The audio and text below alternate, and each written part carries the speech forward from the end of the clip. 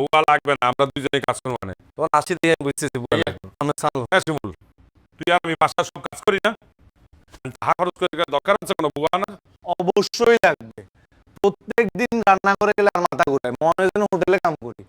ওরে বাবু রে, এই বাসার বেগুনে কিছুক্ষণ পর পর যেমনি হরমাইশ দেয়, একজনকে চা বানায় আনো, একজনকে রুটি বানাও, একজনকে ভাত রান্ধো, একজনকে সবজি আনবো, মনে হয় যেন আমি এই বাসার মেসিয়ার।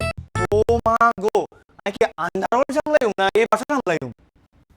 সাইডের কথা বলি ইনডাইরেক্টলি আর এনে অপমান করলি। বাবু রে, ব্যাগ কিছু আমাদের কারো উপরে নেন কিনলে এই বাসায় কি আর কেউ থাকে না? যারা আইস আর তোরা তিনজন আসছিস, তুই আসছিস, হাবু ভাই আছে আর ভাষা আছে। হাবু ভাই তো নিজের কাজ নিজেই করে, তাহলে কিছু পাশার কথাই বলছিস? জি ভাইয়া, এর কথাই কই। তোর বসের কথা? জি। আচ্ছা, তাহলে ঠিক আছে। আমার কথা যদি বলতি, সাইডে মেলামারি দিলাম। আমি পাশে বুয়া রকম, এটা কনফার্ম। এত কিছু ইচ্ছা বুয়া থাকলেও আর দিকে খেয়াল থাকা হবে তোর প্রধান জব। আর কত কাপড় তো দুই দিতে হইব, আর বাথরুমও তো দিতে হইব, আর সাউথ তো বানাই দিতে হইব। তোর আন্ডারওয়ার্ডও তো সামলে দিব, তোর নিজেরও তো সামলে দেব, আরও তো সামলে দিব। জি ভাইয়া, বুঝছি। আপনারও আর সামলাই দেবো, আপনি বিয়ে করলে আপনার বউরেও আর সামলাই দেবো। তোর সামনে আমি পাবো। এই কেরালাই দিছে একটা তো তুই পুরো কেরালাই দিছ। এ সান্দা, ও